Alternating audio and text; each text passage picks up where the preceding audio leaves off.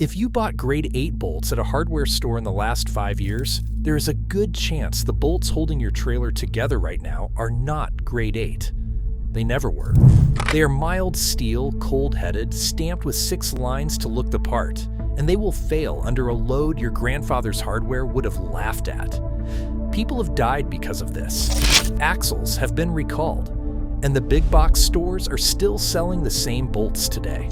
In this investigation, we are going to expose exactly how that happens, the supply chain that produces it, the federal law that was supposed to stop it, and the specific markings that tell you, in 30 seconds, whether the bolt in your hand is real or a dressed-up piece of rebar.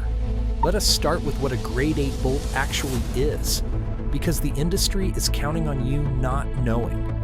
SAEG 429 is the standard. It is not a suggestion.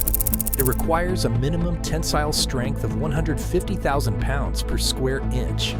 It requires a yield strength of 130,000. The steel must be medium carbon alloy, quenched and tempered in a controlled heat treat process that converts the grain structure of the steel into something that can survive dynamic load, vibration, and shear stress simultaneously.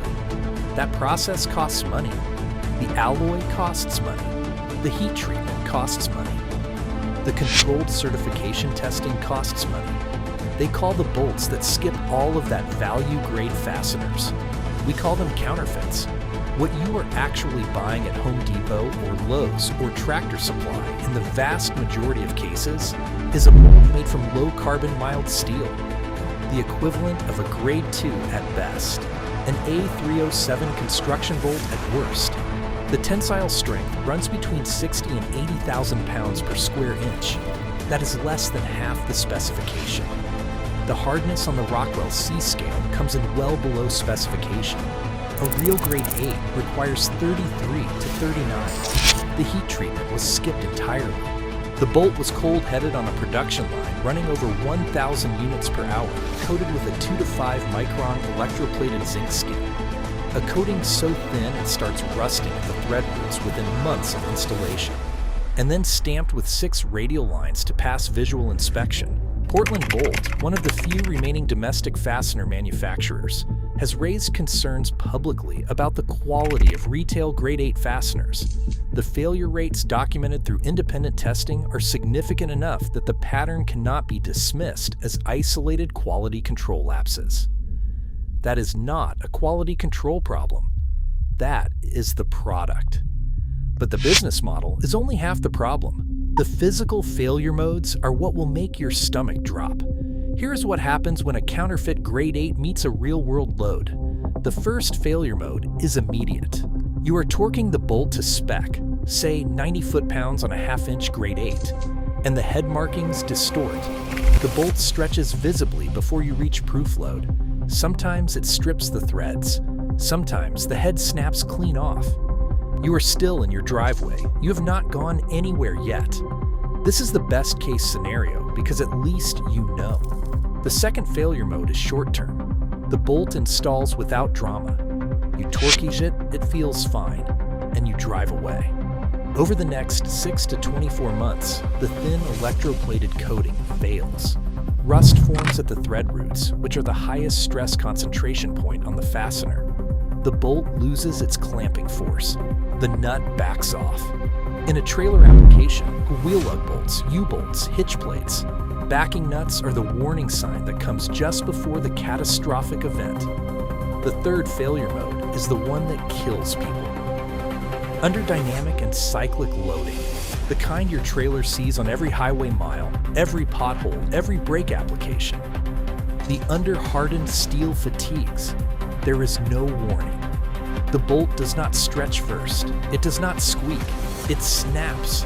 With visible necking, meaning the shear happens across the weakest cross-section and it happens fast. NHTSA has logged complaints on trailer wheel separation from this exact failure chain. Multiple deaths have been attributed to counterfeit and substandard grade 8 lug bolts in recent years. In the early 2020s, Dexter Axle issued a recall involving lug bolt failures in the field. A trailer hitch recall tied to substandard grade 8 bolts was at one point classified as a fire hazard. the Car Guide has documented trailer hardware failures after relatively short mileage on retail purchased fasteners. Mechanics forums carry recurring reports of retail-sourced grade 8 bolts shearing under load. This is not isolated. This is the pattern. Now here's the part about where these bolts come from, because this is where the fraud becomes deliberate. A substantial portion of the substandard grade 8 fasteners in the US market originate from overseas factories, where production volume is prioritized over material certification, and there are no meaningful penalties for defects that clear shipping. The United States has established anti-dumping duties on certain Chinese-manufactured fasteners. Those duties can run high enough that a legitimate importer would owe more in tariffs than the cost of the bolt itself. So instead of paying the tariff, brokers route the bolts through intermediary countries, relabel the origin, and import them at the lower duty rate. The FTC requires that a product labeled Made in USA contain virtually all domestic content. These bolts contain none. The steel is imported. The threading is done overseas. The only domestic operation is sometimes the packaging. Federal tracking of non-conforming fasteners has consistently found that a large majority have missing or fraudulent manufacturer head markings. The single most basic requirement of the Fastener Quality Act, which has been federal law since 1990. The Fastener Quality Act, 15 U.S.C. Chapter 80 requires that any bolt 1/4 inch or larger must bear a manufacturer identification mark alongside the grade mark. Not just the 6 lines, a maker's mark. Because without a maker's mark, there is no traceability. There is no liability. The bolt exists in a legal vacuum between the factory floor and your trailer axle. Harbor Freight has faced class action litigation related to product misrepresentation. Lawsuits involving fastener quality claims have been filed against major retailers. The retail fastener market continues to operate in an environment where enforcement of grade marking requirements is inconsistent at best. But the real crime is not the selling. It is what happens when you go back to the store after the failure. There is no warranty on a bolt. You cannot return a sheared lug bolt to Home Depot and explain that it failed at half the rated load and your trailer jackknifed. The legal exposure ends at the point of sale. The binding arbitration clause in the store's purchase terms means you cannot join a class action without an attorney willing to take a fastener case on contingency. The bolt importer is an anonymous broker operating under the shelter. The factory overseas does not accept service of process in a U.S. federal court. The only math that matters here is this. 10 retail counterfeit bolts cost you somewhere between $5 and $20 at the register. One trailer axle separation costs you between $5,000 and $20,000 in towing, axle replacement, and vehicle damage. Before you factor in liability if another vehicle is involved. Verdicts against bolt importers and product liability cases have reached into the hundreds of thousands of dollars. The families who win those verdicts still lose somewhere. They want you to buy cheap at the counter. They want you to assume the grade mark means the bolt was tested. They want you to not know the difference between a crisp, raised, symmetrical 6-line mark with a manufacturer ID and a fuzzy, uneven, hand-stamped impression with nothing else on the head. So if the retail fastener market is running well below specification on grade 8 claims, does that mean you stop using bolts? No, it means you stop buying blind. Here is exactly what you do instead. First, learn to read a bolt head in 30 seconds. A genuine grade 8 has 6 radial lines, evenly spaced, cleanly raised with sharp edges. Next to those lines, there must be a manufacturer identification mark, a letter, a symbol, a number, something. If the head has 6 lines and nothing else, that bolt has no traceable manufacturer. Under the Fastener Quality Act, it is non-compliant by definition. Put it down. Second, source from domestic manufacturers or certified industrial distributors. Portland Bolt manufactures in Portland, Oregon, with full lot traceability and tensile certification available on request. Lejeune Bolt Company in Minnesota is another domestic source. Fastenal's industrial supply chain, not their retail counterbins, carries certified hardware. McMaster Car ships certified grade 8 with documentation.